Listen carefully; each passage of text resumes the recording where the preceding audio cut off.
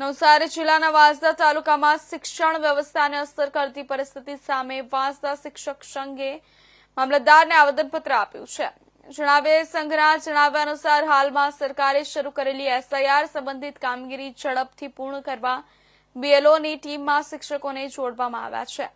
હવે આ વધારાની જવાબદારી સાથે સહાયક શિક્ષકોને પણ બીએલઓ કામગીરીમાં મુકાશે, જેના કારણે શિક્ષકોમાં નિયમિત શૈક્ષણિક પ્રવૃત્તિઓમાં વ્યાધાન સર્જાઈ રહ્યું છે. સહાયક શિક્ષકો શાળાના દૈનિક સંચાલન અને શિક્ષણ માટે અત્યંત મહત્વપૂર્ણ હોવા છતાં તેમને મેદાનની કામગીરીમાં મોકલાતા શાળાઓમાં સ્ટાફની અછત ઊભી થઈ છે.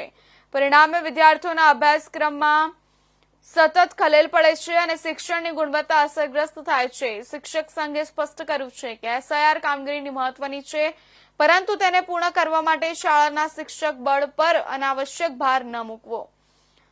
વિનંતી કરી છે કે સહાયક શિક્ષકોને બીએલઓની જવાબદારીમાંથી મુક્ત કરીને તાત્કાલિક રીતે શાળામાં પાછા ફરવા દેવામાં આવે, જેથી શિક્ષણ વ્યવસ્થા ફરી નિયમિત થઈ શકે.